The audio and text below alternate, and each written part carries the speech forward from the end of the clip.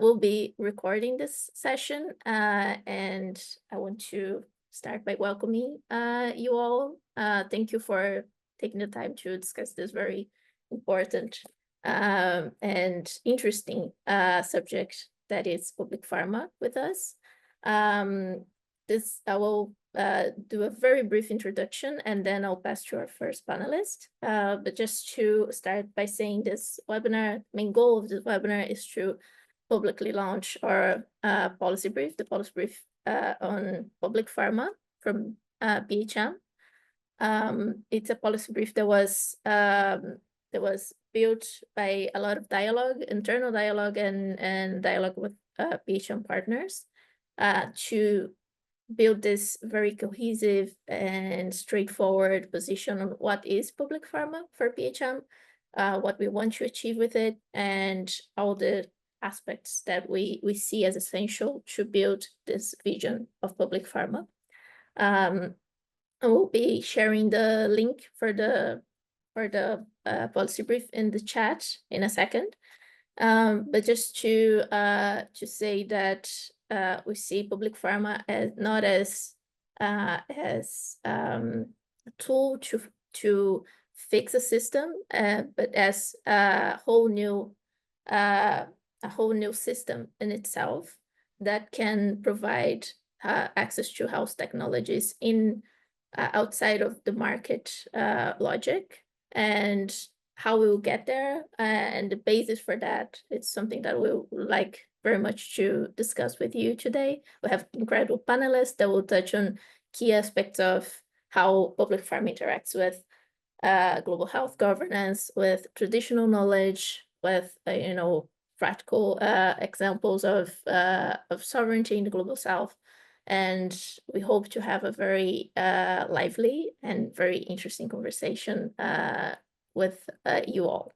So I will stop talking, and I will ask our first panelist to present himself. Our first panelist is Alain, and I will pass to you, Alain. Thank you.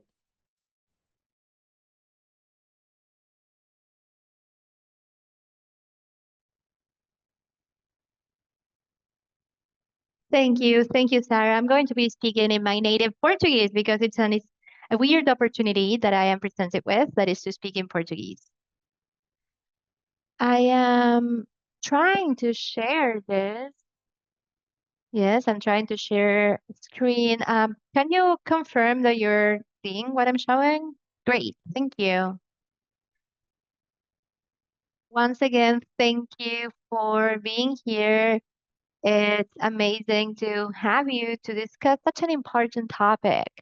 And the topic that I have in front of me is incredibly challenging, which is to present what is public pharma. And I just have 10 minutes to do that, nonetheless. So I think I could be talking about this for hours and hours on end, but I'm going to try to make my best effort in this 10 minutes. I'm pretty sure that you are already wondering about how to best translate this term public pharma into your languages. In Portuguese, we have a very direct translation, which is not a perfect translation, but after many consultations with our comrades, we understand that it makes sense to have these direct translation into Portuguese and into Spanish. But even that translation work is a collective construction. I just wanted to say that before I go into my main topic for these next 10 minutes.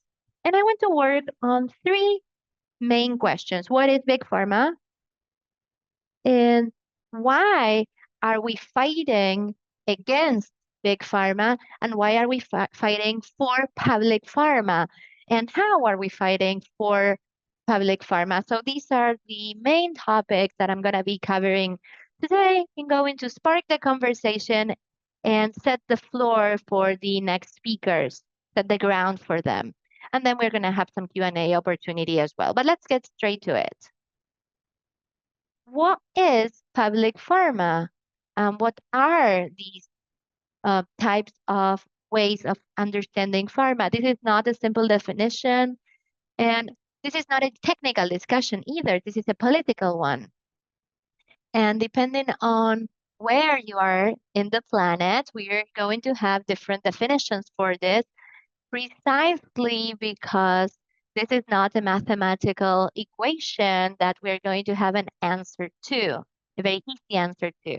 What I'm going to be sharing today is people health movement perspective on this topic, and it's a very clear perspective. You can find it in our position paper that Sarah was talking about. The idea behind public pharma for us is something that was built directly and in connection with big pharma. It's a concept that is radically opposed to big pharma, which you are very familiar with. I'm gonna um, define that briefly. They are large transnational corporations seeking profits at all costs. That's what we understand by big pharma. So if we want to understand what public pharma is, then it's the complete opposite. So it's very useful to have a shorthand for what big pharma is in order to imagine the completely opposite model. So public pharma would be a state-owned infrastructure that's dedicated to the research, development, manufacturing, and or distribution of pharmaceutical products and other health technologies.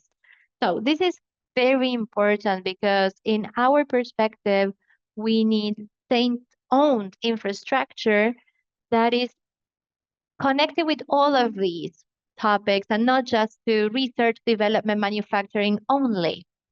Otherwise, it could be an example of something else. We do have many examples here of public pharma that is connected with all of these stages of the process. So that would be a more encompassing model. Of course, each one of these make public pharma what it is. There are some examples that I would think are obvious. I'm pretty sure you are familiar with Fiocruz in Brazil. That's an example of public pharma. But we have other state-owned infrastructure that can do research or basic research at least, or that do distribution in connection with health technology. So to repeat myself, it's a public system that could be an expression of diversity, really, and that can be considered public pharma. And now let's go to the second part of the presentation. The current system is controlled by big pharma, and it's a system that is failing, that has failed, and that will continue to fail. We have no doubt about it. On the contrary, we are certain that we cannot keep living with this system. So a public pharma system can be very beneficial. So here this slide shows a vision of the improvements that public pharma could give us. And I would like to highlight health sovereignty. Then there are some obvious ideas like the reduction of big pharma's power and fighting shortage of medication. But then there are some benefits that may not be as apparent. For example, this system could benefit sustainability, could improve working conditions for our comrades working in the working sector as well. Because when we reduce profit as the main and sole goals, you open up to a more holistic perspective about what health is and what the role of state when it comes to health as a right is. And I'm talking about right as health as a right and not just as a market goal. So in short, this is why we cannot allow for this system to be controlled by private hands. We need a public system that is dominated by the public sector, and we do have a clear strategy for the coming years that we have devised together with coverage for many organizations and specialists. I'm pretty sure that many of these people are here today, so thank you. And I think that these ideas can be translated to what each area and each country needs. But for a general presentation, I think that we can summarize it as what I'm just talking about, which is the promotion of public health policies in the world. We do have three main strategies. That is to set up new public initiatives, new public pharma ideas through specific concrete proposals, which we are already devising and applying.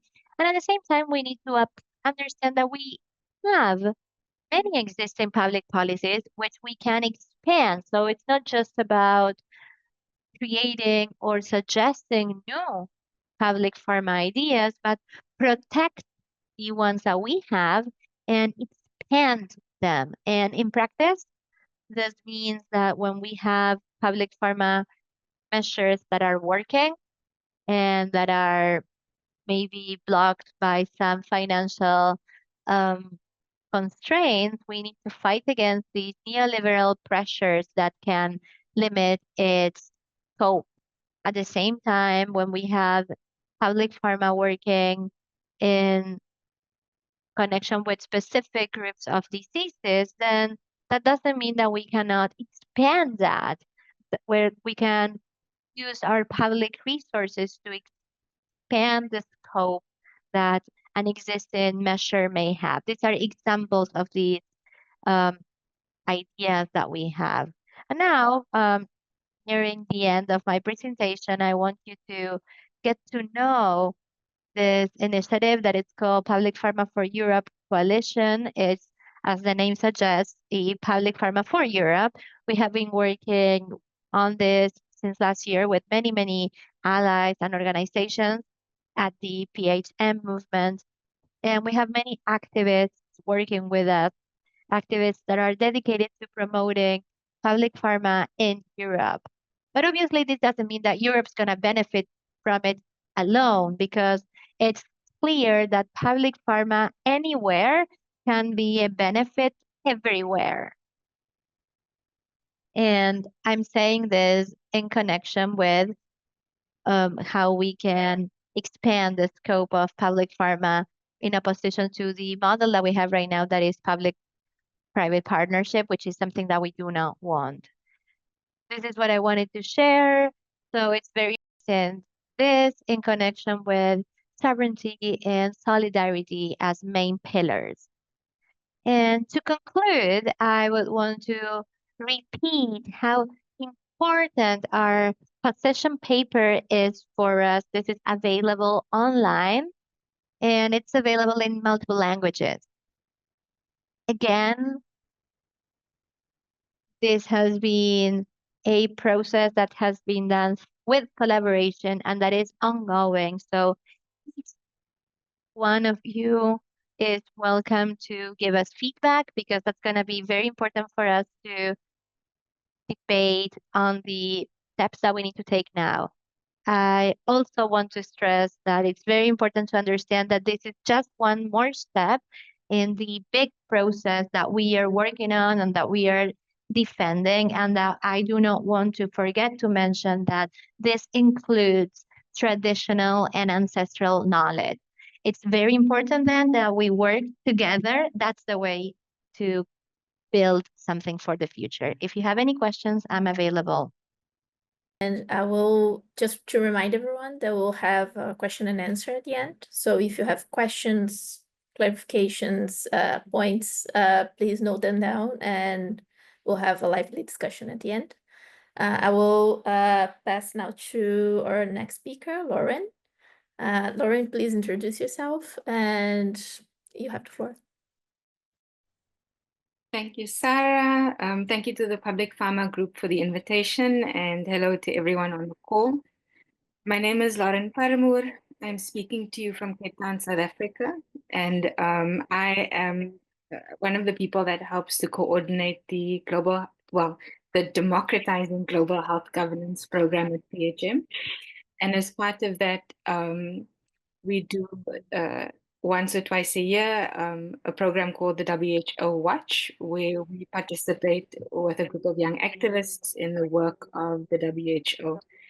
What do I mean by participate? I mean, we monitor the discussions, we do some advocacy, not professional advocacy. It's often first time attendees at a big global event like this. And I mentioned that because I was asked to speak a little bit about the complexities of doing a kind of series of engagements around public pharma in a forum like the WHO. So to speak a little bit about PHM's experience with the WHO Watch and how that may or may not inform our engagement with advocating for public pharma. So maybe just to say as a starting point that there's been a lot of conversation in the context of the pandemic accord negotiations about geographically diversified manufacturing. So making sure that the Global South also has capacity to manufacture pharmaceutical goods. And of course, that's something that we as PHM would support. There's been a lot of emphasis on sovereignty and equity in the pandemic accord discussions.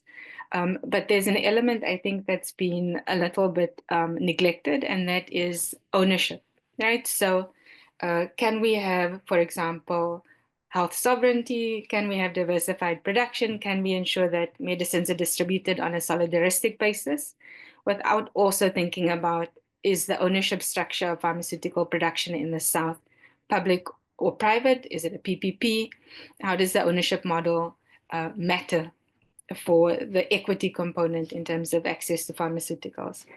I think the other element that's really important to PHM is something that's mentioned in the Declaration of Alma-Ata. It's something that we always refer back to, which is that people have a right to democratic participation in decisions about their health. And here, this would also apply to decisions about pharmaceutical production.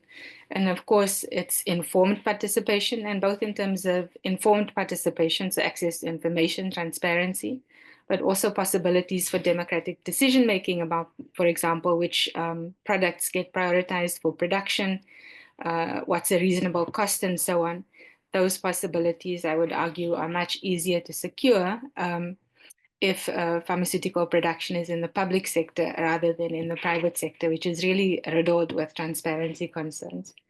And then the other component also in Alma-Ata is, of course, a reference to culturally appropriate technologies. And again, so I think this is something that my co-panelist Vivi will speak to. But again, deciding and debating what's culturally appropriate is also something I think that's more easily done in the context of pharmaceutical production that's situated in the public sector, where people actually have a democratic entitlement to participate in these kinds of discussions and shape them. So that's kind of a short synopsis of the premises about what's been missing, I think, in the conversation about geographically diversified production. In relation to engaging at the World Health Organization, I can say for the PHM Watches team, it's usually quite a difficult process because quite often fundamental issues like public versus private ownership of essential goods and services is not explicitly on the agenda.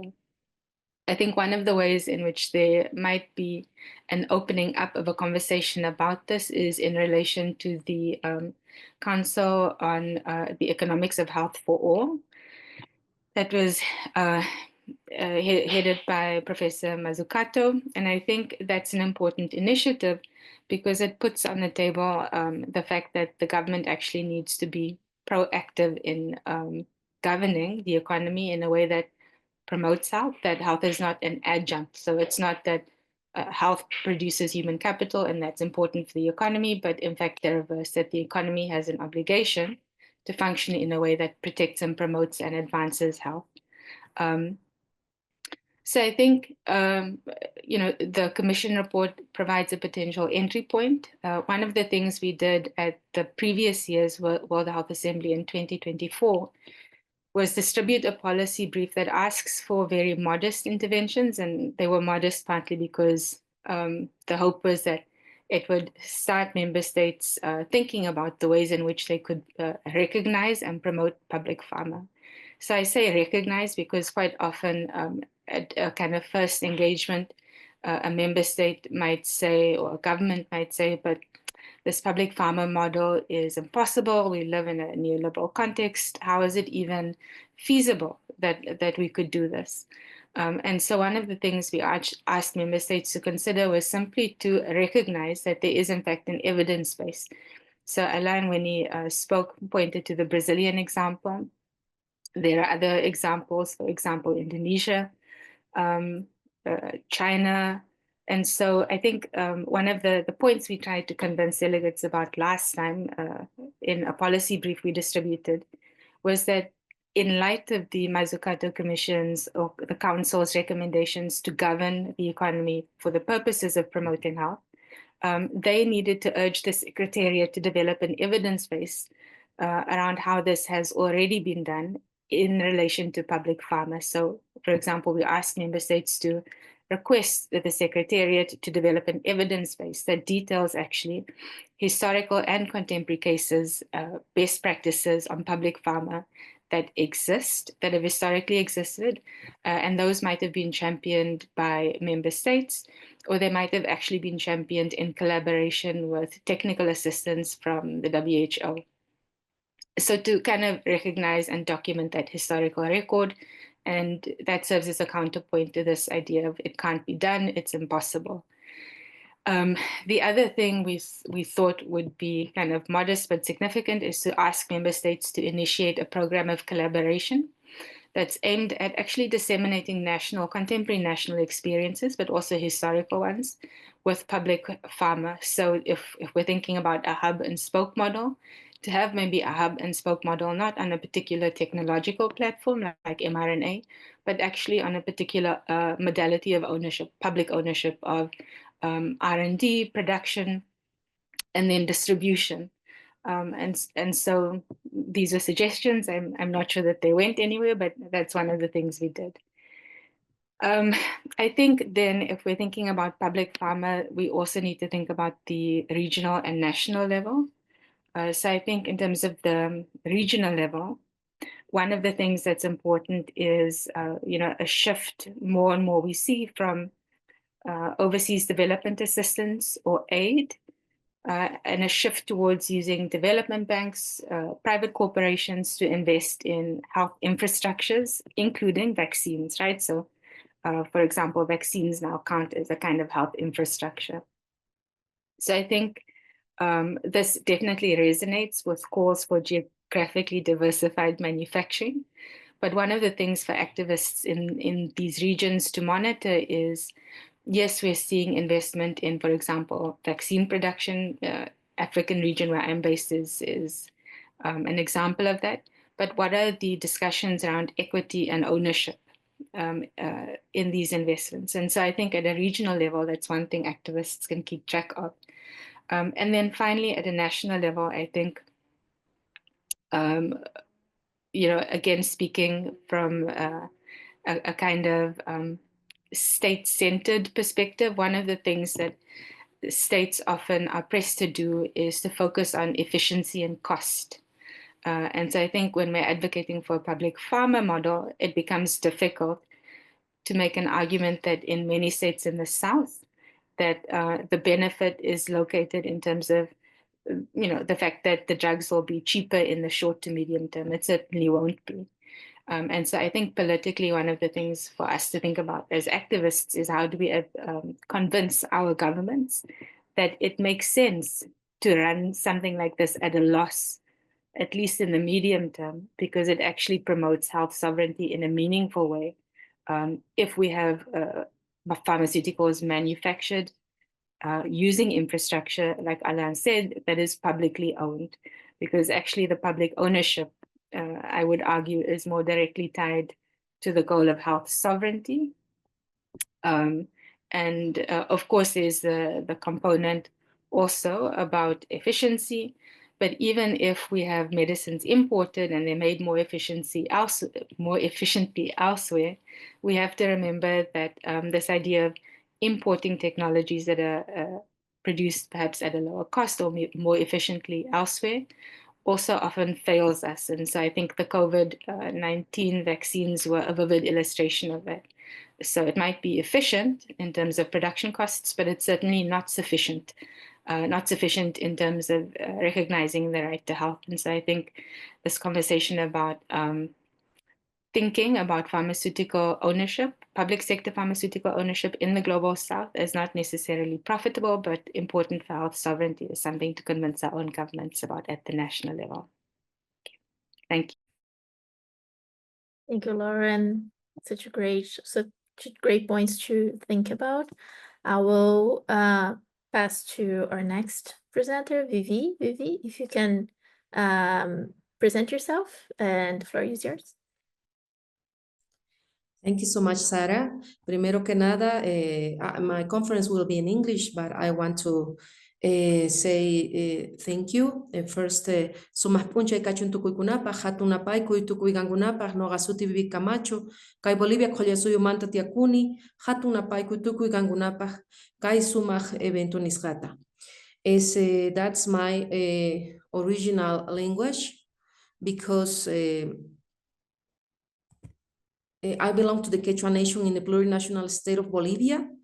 Thank you so much for this opportunity, for this chance of people's health movement to join us together in this struggle for the right to health, especially promoting the respect for our ancestral traditions. I know this is a very critical subject because we have seen how big pharma is affecting our communities all over the world. And I now actually am part of People's Health Movement in Bolivia. I'm the founder member of People's Health Movement Bolivia.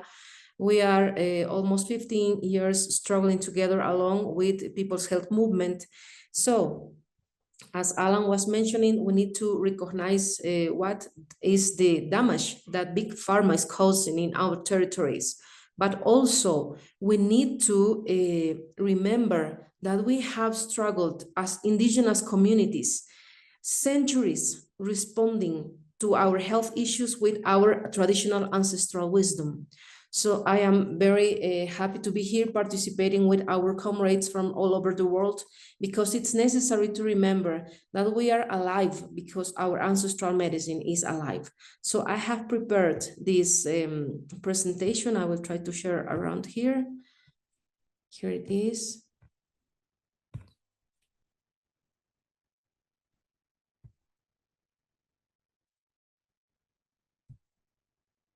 Okay, since we have only 10 minutes to share, I will try to be brief. As People's Health Movement member, we are struggling together for the right to health. We are struggling together because health is a human right, not a business. This is very important. It means that our struggle is anti-capitalist, anti-neoliberalist. It also for decolonization of health. And we need to remember that as People's Health Movement, we have organized it all over the world with our communities, with our teams to promote health inside territories that maybe some territories, they don't have water, they don't have food, they are suffering violence, they are suffering war. That's why our movement is so important to continue promoting this. And this team, especially about public pharma, has recognized it widely inside People's Health Movement that our traditional ancestral medicine is part of it. So we need to remember that also food is a human right, because food is our first medicine that comes from Mother Earth. And also, as our companions were mentioning, states, they must guarantee this right. Otherwise, people should struggle organized to defend and promote this right. Right to food, right to health. And also talking about social determination of health, which means dignity and social justice for our people. Otherwise, if we do not have social justice, none of us would have health, because in classism and racism, when medical academy forms doctors all over the world, medical doctors, with this paradigm that do not recognize ancestral wisdom, in this classism and racism, treating health as a business, treating health only from a monocultural view, we do not recognize that the first medicines that we have is healthy water, healthy air, healthy food. So we do not recognize that a life without racism and without violence is necessary to have health in our territories. That's why we are struggling together inside academy as well to promote this, because beyond a macroculture, a dominant monoculture imposed to us through genocide, through colonialism, through imperialism, we have forgotten our ancestral roots. But we need to remember, we are alive. I come from indigenous community, from a very humble farmer place. And we need to remember that we are alive because our culture, our people is alive. So we belong to our ancestral wisdom, cosmovision. That's why we honor and respect Mother Earth, Father Sun, Mother Moon, the plants, the animals. All of this is sacred for us. And in our communities, in Bolivia, for example, we have this beautiful Callahuaya people. It's alive today. They have taken care of our people centuries, even millennia people. We need to remember we are millenary cultures alive, and our ancestral tradition has to do with herbs, with ceremonies, with dances, with chants. It has to do with all of it. So we need to remember that our living well proposal is Mother Earth is not ours. We belong to her. So we need to remember that we have our answers as well, and we are not struggling which is best, if modern academic culture or medical system or traditional ancestral system. We are just struggling to gain this dialogue of wisdom with respect between equals.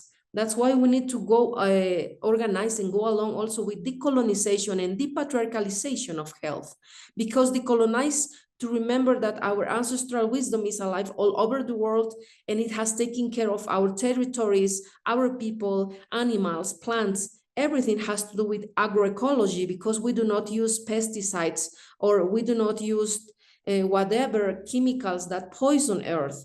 And it has to do with pharmaceutic, because if we produce agroecologically, our products will be healthy. Otherwise, we are seeing how industry is treating not only the basic production of plants, which is with monoculture, with agrochemicals. So this contaminates all the products, even pharmaceutical products. That's why we do this strong advocacy to promote respect for Mother Earth, to promote respect for the cycles of life, and to remember that our grandmothers, grandfathers, they are still in a spiritual world struggling with us, because we come from this ancestral root. Even though you do not recognize today that you have your ancestrality, because you have been educated inside a monocultural model that made you think that only material, monocultural, capitalistic, neoliberal model is the only one. No, our ancestral wisdom is based in solidarity, reciprocity, collective taking care of one another. That's why we need to remember that communities have organized its own pharmaceutical products based on traditional ancestral wisdom. I want to sing this for you. Health is dignity. Health is a life without humiliation. Health is based in our own thought and our heart united as a community free. So we need to remember this from our communities struggling together now, today, to have health, to be alive. Because farmers, peasants all over the world are taking care of earth, are taking care of the production, because of their suffering, their injustice, conditions, even they have suffered historically, and even now they are suffering social injustice in their territories. Farmers, fishermen all over the world, they are taking care of the food, of our food in our table, not corporations, not big pharma, not agro corporations. It is the labor of our simple people, humble people all over the world that is taking care of us. In Bolivia, we have this national law which recognizes our ancestral wisdom. That's why we have advanced with different proposals from this. We have different documents. During COVID-19, our indigenous peoples, they have taken care with their own wisdom. That's why I want to present this beautiful example from Amazonic region in between Ecuador and Peru, this Comando Matico. They have taken care with our plants, and this is an international example. That's why I'm presenting this, because in Bolivia we have our own, in different countries you have your own, and I do invite you to research this, because we have taken care of with our plants, with our prayers, with our ceremonies during COVID-19, and we are alive. It is very necessary to recognize. And as a midwife from the Quechua population, now is the time we are bringing new paradigms of life based in taking care of each other, in love, in dignity, in reciprocity, because Mother Earth is alive and she is our best healer. That's why she's calling us for community life, agroecology. We need to remember we are the change we want to see in the world with dignity for our lives. It's the time for our people to flourish. We are tired of seeing people, our people, being murdered, violated, being suffering, struggling against social injustice all over the world, because all of us deserve life. And all of us means no matter where you have been born, what color you have on your skin, what language you speak, we all belong together to life, to Mother Earth. That's why I send solidarity to our Palestinian comrades resisting colonization as we have resisted more than 5 centuries ago. And we need to remember that we need to struggle together against philanthrocapitalism, because big pharma is based on it. Only capitalism and merchandise, not on the right of the people, and promote these research processes to promote our ancestral wisdom. I belong to indigenous community radios, and we promote in our communities our medicine. We have also our different documents international that have promoted and recognized this since Alma-Ata Declaration. As part of the this wonderful web, I want to promote this, to recognize that our health is not only physical but holistical, spiritual, and mental, especially. We have participated in this great event in the World Congress of Traditional Indigenous Medicine all over the world. So we are advancing, but little by little. But what is important, we need to remember that our social struggle is for health as human right, respecting our right to health. As Comandante Che Guevara, Dr. Ernesto Guevara said, the first illness we need to heal is social injustice. That's why we belong to People's Health Movement, and from our movement, we are promoting this. From many years ago, our movement is organized all over the world promoting this. And we have participated last year in our 5th World Assembly to remember that we need to struggle together, building people's health in people's hands. We are struggling together for this. And our comrades that are not with us, they are guiding us. Remember that they have left a beautiful way to show us. David Sanders from South Africa, from India. We have Julio Monsalvo from Argentina. We have comrades from El Salvador. These people have left this life struggling for health, struggling for the life of all of us. That's why we are struggling together for public pharma, also with traditional ancestral medicine. Our first medicine comes from Mother Earth, and it comes from healthy water, healthy food, healthy plants, to remember that these products need to be recognized as we have done in Bolivia. We have now recognized products produced by our communities, products that come from our wisdom, that are taking care of our people. So it is possible, even though little by little, maybe some governments are not are not promoting this because they are with big pharma, but as people's health movement, we need to promote what we have from the humble communities organized. It is possible. Thank you so much.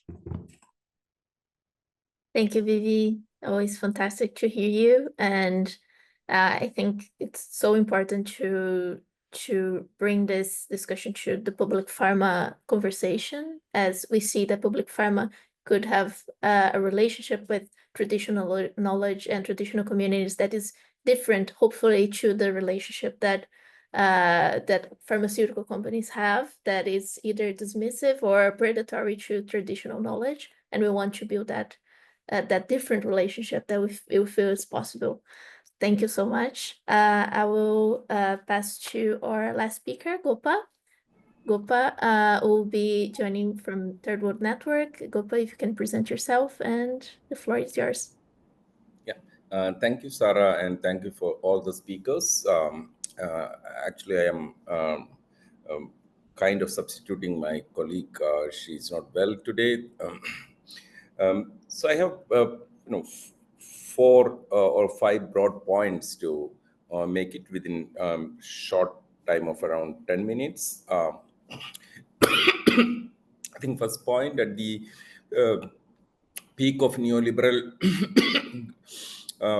liberalism, it was a fashion to say that government has no business in business. All the politicians all over the world, stated or started their election campaigns by stating that, reassuring the business that they will not interfere, and basically reassuring the people. But we know that all those paradigms have shifted in a way, or there is a compelling reason to move away from that. Many countries still bear that neoliberal ideologies. Um, uh, it is not considered as a good idea to, when we talk about role of government in business, including health. So everything should be a market driven process. But from a human rights perspective, all of us knows that the state has the ultimate responsibility. Therefore, the state has a role from a right to health perspective, right to a right to health science perspective. The state has a is the responsible authority, or state has an obligation to ensure that right to health and right to science are facilitated, or the people's enjoyment of right to science and right to health are being facilitated. So from that perspective, I think definitely the state has a role in the pharmaceutical production, research, production, and distribution. As of now, we all know that there is a role governments play in the R&D most of the time, provided the public funding to develop the products, but it allows the private organizations to monopolize it through intellectual property rights. So in a way, there is a socialization of risk and allow the privatization of the profit. This is resulting huge disparity in terms of accessing. That way, the people have been denied the right to enjoy the benefit of science and technology, as well as the right to health. This is globally happening, and intellectual property protection like regimes like TRIPS accelerated it, and it not only resulting in denial of it, and it's also in a way creating a discrimination of among based on your nationality in accessing the medicine. So to explain it further, what happens is that if you are in a if you hold a nationality of a country which provides provides a state-owned healthcare system or state-sponsored healthcare system, you have an access, you have a better chance to access, rather than in a country where the health system is being privatized. especially after the introduction of the TRIPS agreement. So therefore, there is a compelling reason, there is a legal reason for pharmaceutical, for the government to be in the all areas of pharmaceutical production, R&D, production, as well as distribution. So now the production part has been, in a way, given to the private sector, and the fashionable statement is that let the market take care of it. But from a public health perspective, this has dangerous consequences, not only in terms of availability at affordable price, but there are other compelling reasons from a public health perspective. For example, uh, there is a shortage of very efficacious medicine in the market, because the production and distribution is no more profitable for the private sector. So they don't produce anymore those medicines, or those medicines are no more available in the market.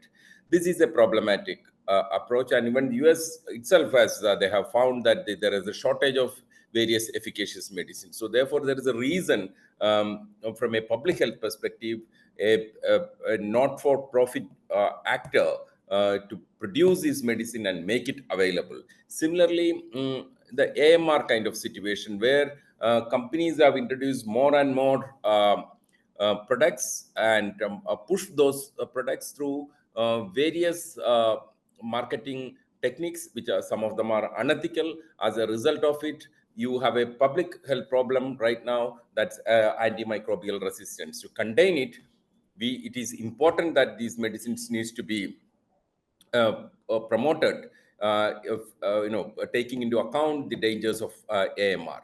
But here, all the AMR proposed related response, if you look at it, there is nothing to control the promotional aspects, or to contain the market, to put a regulation on the marketing of medicines.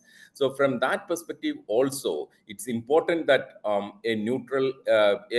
not-for-profit entity, a public entity, to be there for the production as well as distribution of medicines. So and now we can also look at some of the experience of the countries. That's the third point. Uh, Public sector pharmaceutical companies were existing all over the world. The reverse trend actually started in 90s, and still now, if you look at the pharmaceutical companies in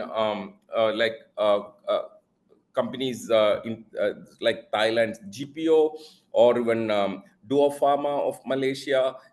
These are good examples where these are good examples. The pharmaceutical public sector companies can exist and operate, and not for mere existence, but to play a major role in delivering the affordable healthcare. So in this case, even Brazil, Fiocruz Foundations has a they own, this foundation owns vaccine production, and plays a major role in the production and distribution of vaccines in Brazil. Similarly, in India also, we do have private companies, though their role has been diminished largely. So therefore, it is important that the public facilities needs to be upgraded, and to have the ability to do that. And the fourth point I would like to add here is that there is one more reason to have the public sector facilities, is that there can be shocks or disruptions, even like the one initiated by Trump's administration on heavy tariffs and trade wars. So therefore, it is always to have self-sufficiency. It is always to have sovereignty over your medicine. So therefore, if market is not playing along, and or from a health security perspective also, it is better to have the government should have a better say. If you are depending on the market, your ability to exercise self-sufficiency and sovereign rights over people's health will be compromised. So therefore, it's important to have a public sector. So lastly, I leave it with the thought that prior to the digital technologies, it was extremely difficult for us to access publications and knowledge. So pharma also is a kind of a knowledge, but the scientific knowledge has been in a way the digital technology, which can be used in both ways, which can also use to lock the knowledge through passwords and other things. You might have noticed many journal articles and everything has been locked. They are password protected. But at the same time, you also see that there are alternative moves wherein which you can actually access some of these locked journals and articles. There are various initiatives, including Sci-Hub or even LibGen or Z Library. So, end of the day, I think we also need to think to liberate the medicines from the monopoly powers. Something like why can't we do a LibGen on medicine? So let me stop it here. Thanks. Thank you, Gopa. I think it's very interesting and opportune to bring how this this turbulence in the markets can affect access to medicines when we're thinking of access to health technologies in a market perspective. So I would like now to invite our panelists to turn on their cameras, because I think we can move on to the question and answer. I think we're still working on letting every participant turn on their microphone. So if you have a question and you want me to read it, I can do that. Drop that in the chat or in the Q&A.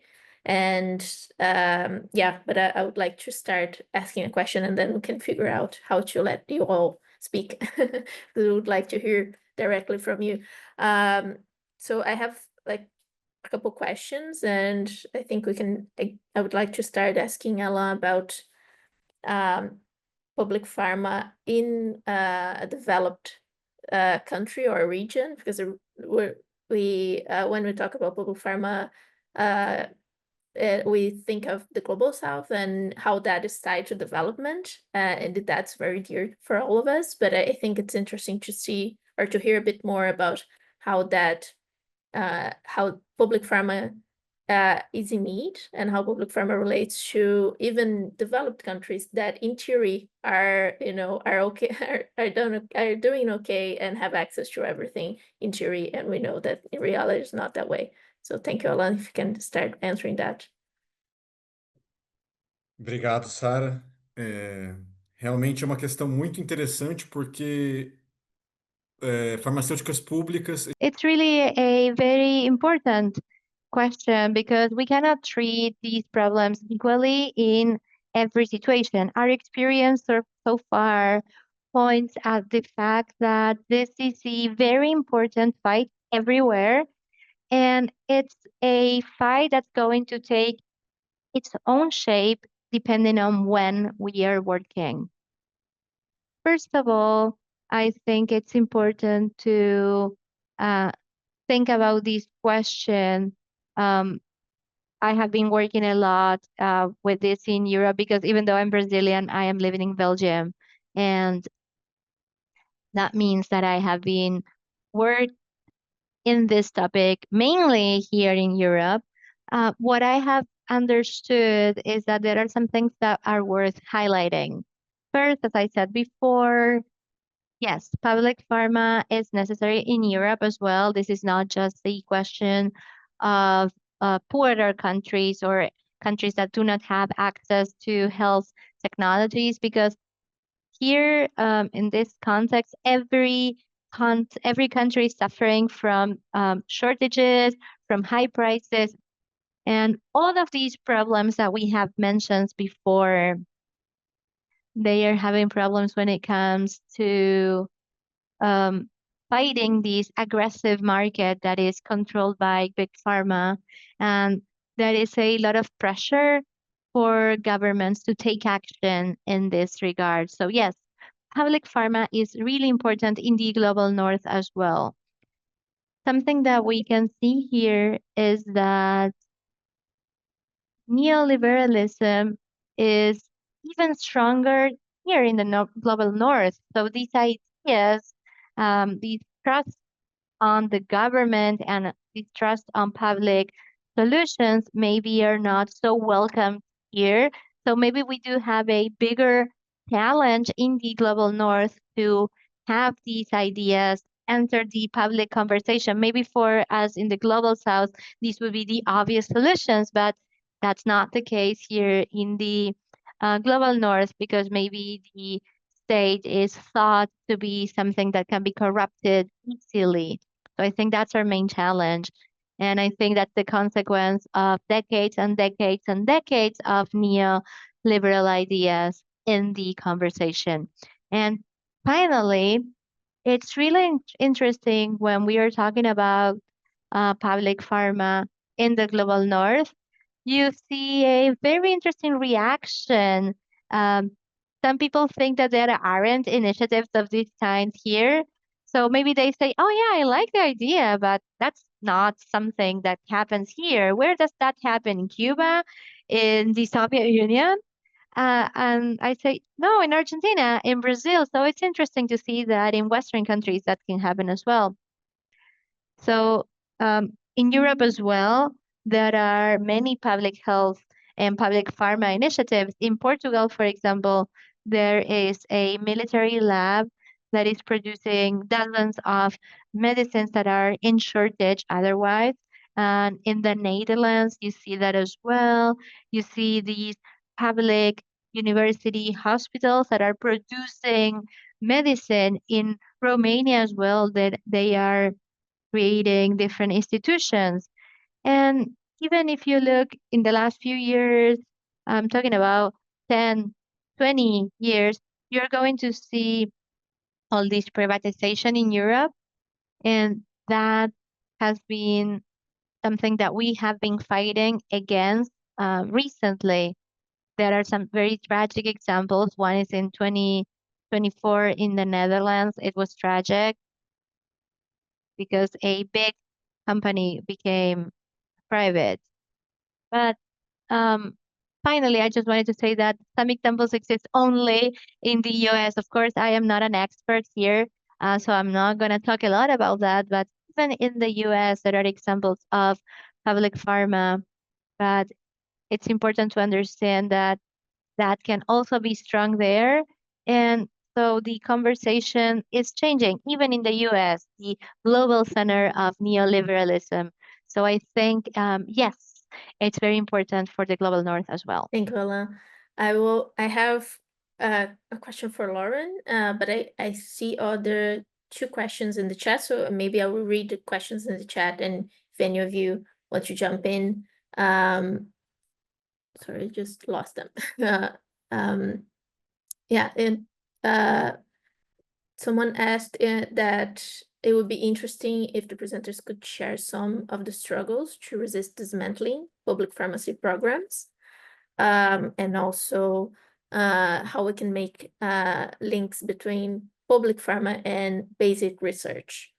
And while you think of those two, maybe I can ask my question for Lauren. I think, Lauren, when you were speaking, I noted out how you touched on a very key point, I think, on public investment and the externalities of investment. They're not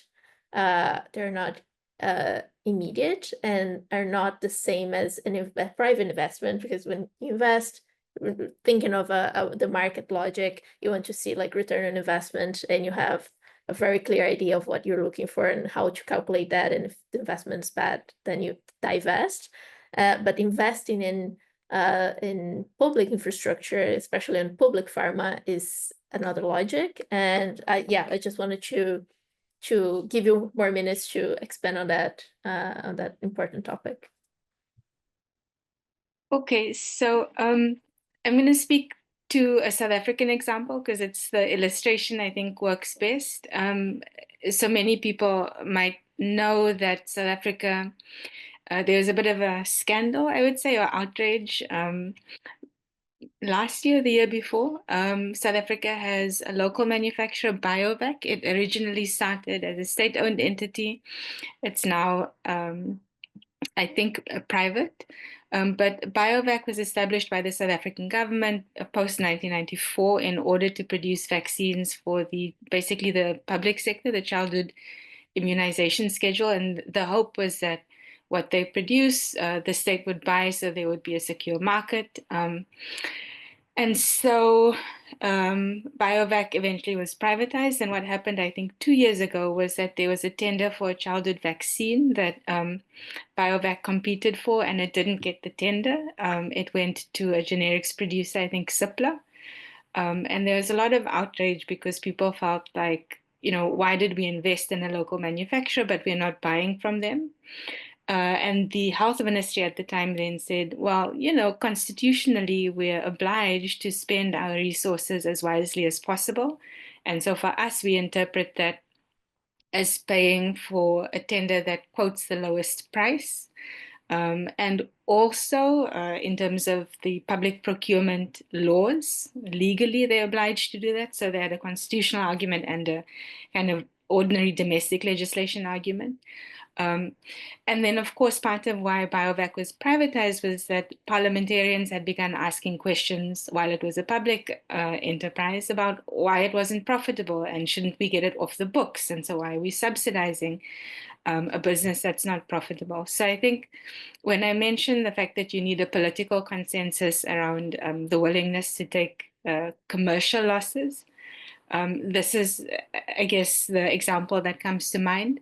But I think also the example points to the fact that it's not just a political consensus. I think in the kind of shift to this good governance discourse introduced by the Bretton Woods institutions, there has been a drive in the South to push governments to introduce certain forms of legislation having to do with procurement costs. So procure at the lowest cost, don't do infant industry subsidization. So there's a bigger kind of industrial policy and good governance landscape that legally also act as a constraint, right, on the possibilities for local manufacturing. So I think it's complicated because the finance ministry must be quite happy if you're procuring at the lowest cost, but the trade ministry and the Ministry of Trade and Industry here is conflated. So the industrial development people might not be so happy.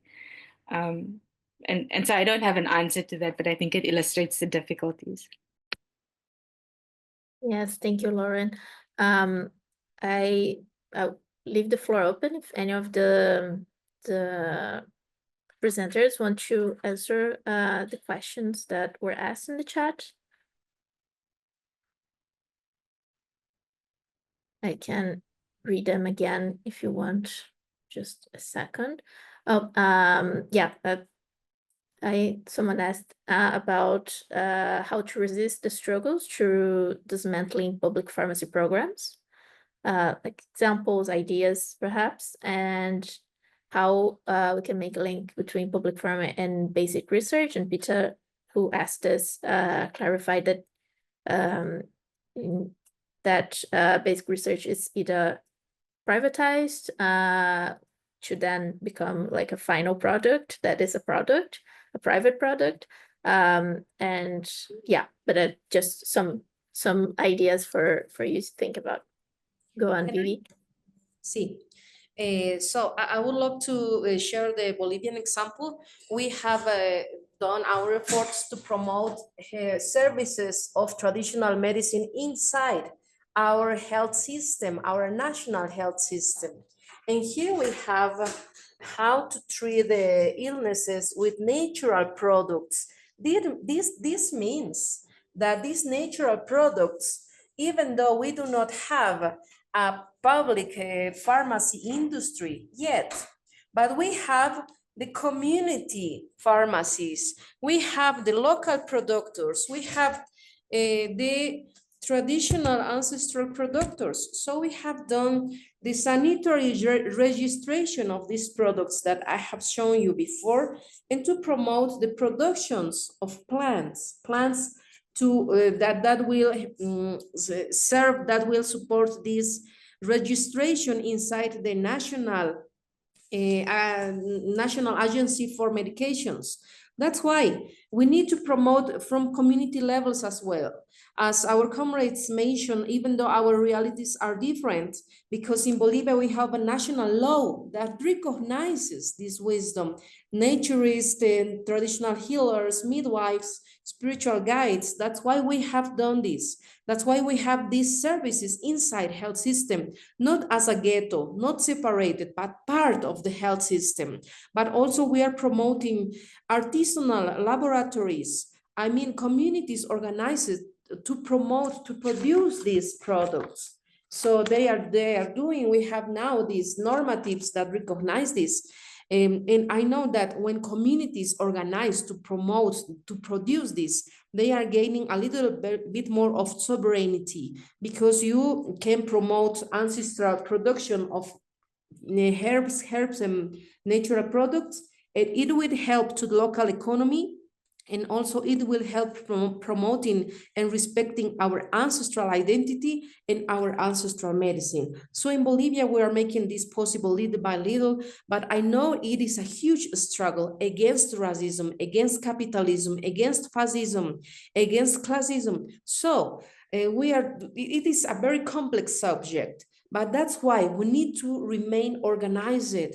Our struggle is anticapitalista, anti-imperialista y despatriarcalizadora, because we are going along with respect for each other and respect the health of everyone. Even though if we have pharmacies, but if we do not have, I will show example, during COVID-19, we wouldn't have any pill to heal us from fever or whatever symptom, but we had our herbs. We have our preparation, we have our wisdom. In communities, if you can have different programs, I'm not against it, but if you don't have healthy water, healthy food, healthy air, poison, community is going to be poisoned. That's why it's necessary to struggle and go along, even though struggling for Mother Earth health. Because if Mother Earth, we have health of Mother Earth, we all going to be healthy. That's why we're approaching a holistic view of it, not only the mechanical world, not only a monocultural view, but respecting that if we have these elements that come from Mother Earth, we are going to be healthy, and it has to do how we feel, how we think, how we relate to the world. It is mental health, spiritual health, physical health together. Thank you so much, Sarah. Thank you, Vivi. There's one new question in the chat, but I have a question for Gopa, and I'll enjoy my privileges as moderator to ask it before I ask the question in the chat. Gopa, you mentioned how this, I think all of you touched on this point, but you mentioned specifically trade and neoliberalism, how that philosophy has kept like the idea that the state has no business in business. I love that phrase, and I think it's a very good summary of the view of this philosophy, that state needs to be on a very specific lane and let the private market regulate and itself and do whatever it wants. And I was curious to hear a bit more about how you see, or some thoughts on this new trade, international trade scenario that we're living in, that is still very new and very uncertain. How perhaps we could use that to reinforce sovereignty and public pharma, especially in global south, but not only. How perhaps we could connect that narrative to point to this trade uncertainty, to how we could build something that is a bit insulated from that. Thank you. Thank you, Sarah. I think, when they say that government has no business in business, because the argument goes further and say that government, the whole idea is of economic activities to achieve maximum efficiency rather than the productivities. Okay, this even for that productivity, they say that government is not the best agent to achieve that. Therefore, we should always pursue efficiency as an end goal. Okay, so that is why, as Lauren said, you have relaxed the local procurement rules and said that, okay, you need to go for a global bidding. Whoever is the lowest bidder, it should go. You should not care about the health security or the self-sufficiency or the future supplies.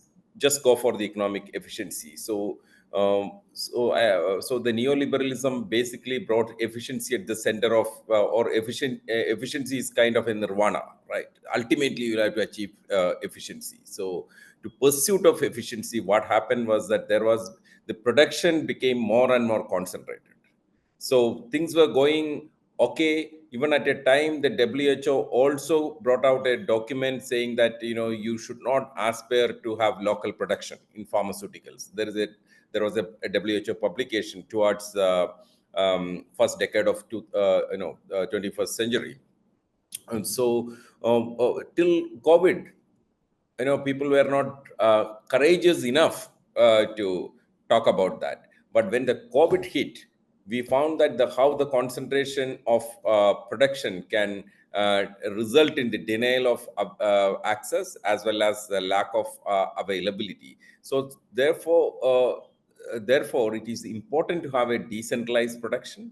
It is also can be justified from various other angles, from the climate change or your carbon footprints and many other reasons. You can justify you need to have a much more decentralized of production as well as supply. So now what is going to happen is that one side, the north is trying to have a secured supply chain mechanism for all kind of raw materials, including APIs, and at the same time they are discouraging the developing countries basically to have a local production. And again, when it comes to public pharma, the whole argument is that production is something very complicated. Therefore, it is better to leave to the market. And as a part of the neoliberal approach, you also treat healthcare as a business and also pharmaceutical as any other commodity. So that is why the problem. If you reimagine it as a pharmaceutical products or the health products as a public good, because healthcare is a public good, then if you approach it that perspective, then there is a role for the government to be in the production and supply. And the other reasons I already mentioned to you, that the public health reasons. And now on top of it, now what is North is trying to do is that, okay, at least the US is trying to do, they are imposing tariff left, right, and center, and there is a threat also to impose tariff on pharmaceutical products. But ultimately, who is going to suffer? The people will suffer, right? Because no company is going to bear the tariff and selling at a lower price. And US also off late, I think, realizes that, okay, most of its supply is coming from abroad. So if imposes tariff, ultimately there is no immediate source to replace that. Like if you have a good local production, then you impose a tariff on import. Okay, local market is supposed to grow, or local production is supposed to get much more share of domestic market. But as far as US is concerned, APIs are coming from abroad. Even the formulations are coming from abroad. So if tariff is imposed, there is no immediate source for it to be replaced. They cannot the most of these finished products are coming from India, then APIs are from China. If you impose a tariff, then ultimately the people have to bear the cost. So they also realizes in a tough way. But I think from a public good perspective, I think it's important to have much more decentralized production, and we should push back against the concentration. And secondly, at the domestic level, it is important to have, again, like a concentration, if you leave everything to the private sector, because the right to health at the end of the day should not be depend upon the business model of a company or a group of companies. My right to health depends upon the policies of my government, or I can ask as an individual only to my government right, look, my health is right to health is infringed, or my right to science is infringed. Okay, so my right to health or right to science should not be depend upon the business model of the government, business model of a private entity. So it is that I would rather ask my government to regulate this and to ensure the uninterrupted enjoyment of right to science and right to health, rather than I ask a private company, you start production, you reduce the price, because they are not, end of the day, is not accountable. There is a legal vacuum to make them accountable in many times. And you know that the multinational companies, when they possess the power element, and which goes beyond when the economic power of many developing countries or even many countries. So therefore it's important government to retain that space and retain that say or power to discharge their obligations on human rights. They should be active in the production, research, production, and supply of pharmaceutical goods. So this kind of disruptions, then you can withstand. Thank you, Gopa. Such a powerful answer. I think we have time for one more question, and if whoever will answer it can do it like in 2 or 3 minutes, then we can wrap up, because I have some announcements. We have many things happening in the next couple of weeks, and I want to invite you all to join. So I will ask the last question. I will ask in English, and I'm sorry, Laura, if I'm not translating correctly, you can correct me. Laura asks about how we see mixed development models of production. She's asking because she's doing her PhD on pharmaceutical sovereignty and in Colombia. And about these initiatives, and from mixed development, I'm understanding it is development of new products that take traditional knowledge and the biopharmaceutical logic and combine them in a way that, again, hopefully not predatory or dismissive, but promotes development of products, considering this traditional knowledge that, like Vivi said, has so many years and so many lives before us building it. So yeah, and whoever wants to answer that briefly. Eu posso responder bem rapidamente, porque eu acho que essa é uma questão muito, muito importante e que geralmente ela fica em aberto em muitas apresentações. E eu gostaria de comunicar aqui, apesar de respeitar outras posições que são importantes nesse tema, eu gostaria de comunicar muito claramente a posição do Movimento pela Saúde dos Povos nessa questão, que é, para a gente, parcerias públicos-privadas não são um exemplo de public pharma, de farmacêuticas públicas. Isso está no nosso policy brief, no nosso documento de posição. E, claro, para haver uma parceria público-privada, você precisa ter uma farmacêutica pública, porque ela é público-privada. Então, você tem uma farmacêutica pública que engaja com um ator privado, mas essa união não é uma farmacêutica pública em si, e esse é o motivo pelo qual. Isso é uma coisa importante, porque isso esclarece que a gente não está lutando por esse tipo de arranjo institucional. Então, essa é uma questão que para a gente é muito clara, até porque a própria palavra parceria, em muitos dos casos, talvez na maioria dos casos, é uma palavra que pode enganar, porque uma parceria ela ocorre com duas partes que têm pelo menos algum nível de equilíbrio.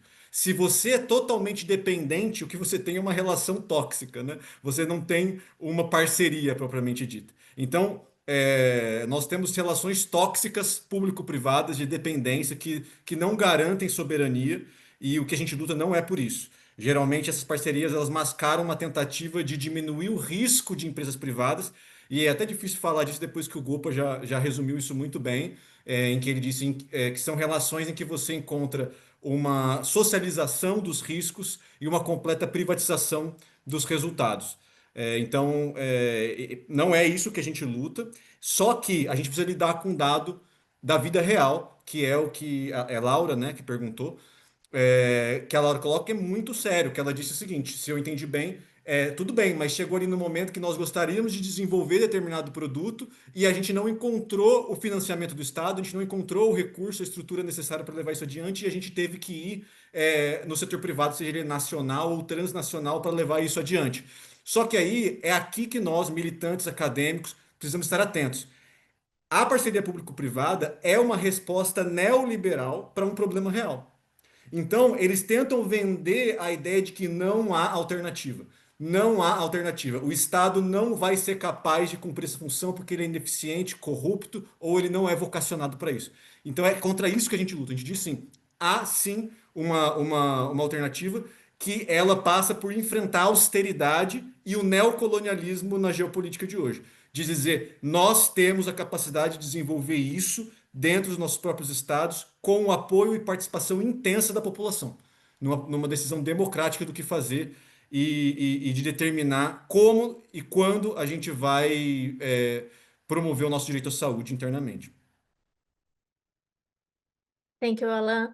I will wrap up after this. I think we're out of time, but there are two more questions, and I will use them as an invitation.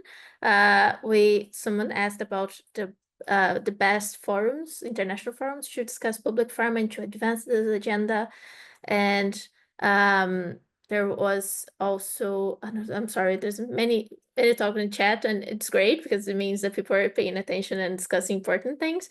But I would use these questions, and I'm sorry we didn't have time to get to them, as an invitation, because we have like 2 or 3 webinars and events. Gopa, you want to speak? It needs to be very, very brief because our interpreters are out of time. Just I think we should immediately ask the Right to Health rapporteur to request to make a report on the role of state on the pharmaceutical production. Great. Yes, and I will wrap up inviting you all to 3 events that PHM is organizing or co-organizing. I will copy them in a second in the chat, but I will I will copy as soon as I can. But the first one is PHM Global Health Governance webinar that will be happening on May 7th. And it's a conversation to prepare for the WHA 78 that will happen in May. And how it's a conversation about envisioning the WHO we need and reflecting on the WHO we have. We have a fantastic collection of speakers, and I will copy the link of registration here because apparently I cannot copy the text that I prepared. I'm sorry. The second invitation is G2H2 Policy Dialogue that PHM is co-organizing. Will happen on Friday, May 16. And it's a dialogue titled The Pandemic Accord, a framework for equity and solidarity. The time and date are still to be confirmed. Like the date it is May 16, the time is still to be confirmed. And it will touch on the pandemic accord and the policy around it. And the third one, and this one I have a link for you too, is WHA 78 side event that PHM is organizing. It will be specific on public pharma, and the working title is Public Pharma at WHA, Democratizing R&D Ownership and Access to Medicines in the Global South and Global North. We will be touching on some, if not all, of the points that we brought up today, and we hope to have an interesting side event and a lively discussion on how these points connect to the WHO agenda and how they don't, and hopefully what we can do to make the WHO talk about the things that we think it should talk about. So I'll stop talking, and thank you again for being here. It was amazing. Thank you all to our amazing, thank you to our amazing panelists. It was fantastic to hear you all, and I hope this is the first of many meetings that we have to discuss this important subject. Thank you. Thank you so much, everyone. Bye-bye. Bye-bye. Thank you. Thank you for being here. Thank you for being here. Remember that the recording of this webinar will be available on our website and on our YouTube channel. So Stay tuned. We'll be sharing this information in our social media handles, and also will be available, and all the information in the public pharma policy brief is available on our website, so you go and check it out and be more informed about it. Thank you for being here, and thank you for our interpreters, for the team of interpreters. We know it's very challenging having to interpret for people in different languages, and we have a great team, and thank you all. Thank you for being here with us today. So we'll see you in the next webinar. Thank you so much. Bye-bye. Bye Gracias. bye. Bye. Un abrazo. Un abrazo.